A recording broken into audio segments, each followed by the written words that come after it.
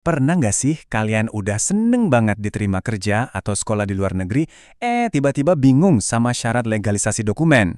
Salah satunya yang paling sering ditanyain SKCK atau Surat Keterangan Catatan Kepolisian. Nah, tenang, jangan panik dulu. Dalam beberapa menit ke depan, kita bakal kupas tuntas gimana caranya dapetin paspor buat SKCK kalian yang namanya apostil. Yuk kita mulai? Oke, jadi roadmap kita hari ini simpel aja. Kita mulai dari kenapa sih ini penting banget, terus langsung masuk ke intinya. Apa itu apostil? SKCK mana yang benar buat diurus, dan gimana langkah-langkahnya. Terus yang gak kalah penting, kita bakal bahas kesalahan-kesalahan umum, biar proses kalian lancar jaya. Bayangin deh, tawaran kerja impian atau LOA dari kampus idaman di luar negeri udah di tangan. Selamat ya, tapi tunggu dulu. Sebelum packing koper, ada satu PR penting. Gimana caranya supaya dokumen dari Indonesia, kayak SKCK ini, diakui dan sah di negara tujuan? Nah, ini dia pertanyaan intinya. Gimana caranya selembar kertas dari Indonesia ini bisa punya kekuatan hukum di negara lain? Jawabannya itu ada di satu kata kunci yang bakal jadi topik utama kita sekarang. Dan kata kunci itu adalah apostil. Mungkin kedengarannya agak teknis ya, tapi santai aja. Anggap aja ini tuh semacam kunci sakti yang bikin dokumen kamu otomatis diakui di hampir seluruh dunia. Gampang kan? Jadi, apostil itu apa sih sebenarnya? Intinya, ini adalah penyederhanaan besar-besaran. Coba bayangin, dulu itu kalau mau legalisasi dokumen bisa ribet banget, harus ke beberapa kementerian, terus ke kedutaan besar, panjang dan makan waktu. Nah, berkat konvensi Den Haag, semua keribetan itu dipangkas jadi satu langkah sertifikasi aja. Jauh lebih hemat waktu, tenaga, dan pastinya pikiran. Dan yang lebih enaknya lagi, di Indonesia, semuanya itu terpusat. Kamu cuma perlu berurusan sama satu lembaga aja, Kemenkumham. Nggak perlu lagi tuh pusing keliling ke banyak instansi. Satu pintu, satu proses. Simple. Biar gampang ngebayanginnya, gini deh. Kamu kan butuh paspor buat pergi ke luar negeri kan?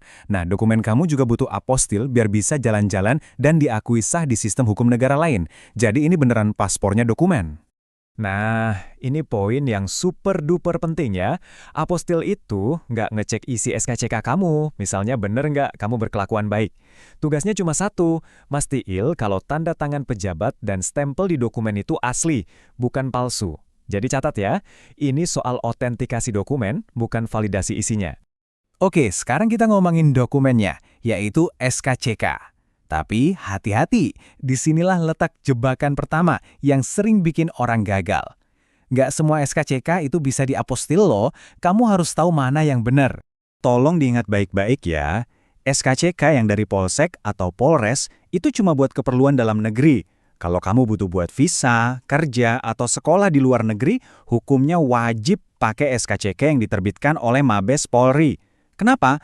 Ya karena cuma pejabat di Mabes Polri yang tanda tangannya itu terdaftar resmi di Kemenkumham buat diverifikasi. Jangan sampai salah ya. Baik, anggaplah SCKC dari Mabes Polri udah ada di tangan. Terus, gimana selanjutnya? Yuk kita bedah prosedurnya satu persatu, langkah demi langkah.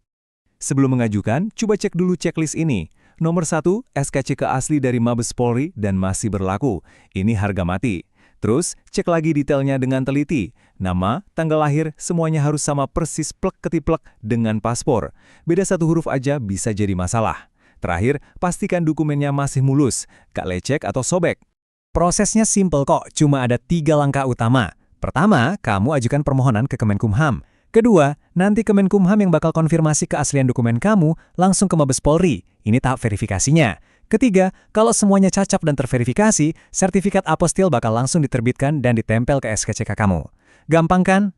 Prosesnya emang kelihatannya lurus-lurus aja, tapi tetap ada beberapa lubang yang bisa bikin kita kesandung. Dengan tahu kesalahan-kesalahan umum ini, kamu bisa hemat banyak waktu dan mencegah permohonan ditolak. Ini dia 4 kesalahan paling umum, jadi dengerin baik-baik biar nggak kejadian sama kalian. 1. Pakai SKCK dari Polres, bukan Mabes Polri. 2. Ngurus yang mepet-mepet pas SKCK udah mau kedaluarsa. 3. Data di SKCK dan paspor beda walaupun cuma tipis. Dan 4. Masih bingung antara apostil dan legalisasi kedutaan. Ingat ya, buat negara-negara anggota Konvensi Den Haag, apostil itu udah cukup. Nah, setelah semua proses ini selesai, hasilnya tuh apa sih? Ketenangan pikiran. Kamu sekarang punya dokumen yang udah punya paspor global. Yuk kita lihat apa aja untungnya dan berapa lama ini berlaku. Manfaat terbesarnya ya jelas, efisiensi dan kepastian hukum. proses ngurus visa, izin kerja, atau daftar sekolah jadi jauh lebih lancar. Risiko dokumen ditolak karena salah legalisasi itu jadi kecil banget. Artinya, rencana besar kamu bisa terus berjalan tanpa hambatan. Nah, soal masa berlaku nih, sering ada yang salah paham. Gini ya, sertifikat apostilnya itu sendiri nggak ada tanggal kedaluarsanya. Tapi karena dia itu nempel di SKCK kamu, jadi masa berlakunya yang ngikutin SKCK-nya. Jadi kalau SKCK kamu udah nggak berlaku, ya otomatis apostilnya juga jadi nggak berguna lagi. Dan satu lagi tips pro dari kita yang penting banget, selalu cek persyaratan spesifik di negara tujuan kamu. Jangan pernah berasumsi. Beberapa institusi di luar negeri mungkin minta dokumen yang umurnya nggak lebih dari 6 bulan, walaupun SKCK kamu sebenarnya masih berlaku. Riset kecil ini bisa nyelamatin kamu dari drama besar nanti. Pada akhirnya kan, semua keribatan ngurus dokumen ini cuma jembatan ya kan? Jembatan yang menghubungkan kamu sama mimpi dan tujuan kamu. Jadi, setelah semua dokumen siap dan sah secara internasional, pertanyaan yang sebenarnya adalah, petualangan apa yang menanti kamu di luar sana?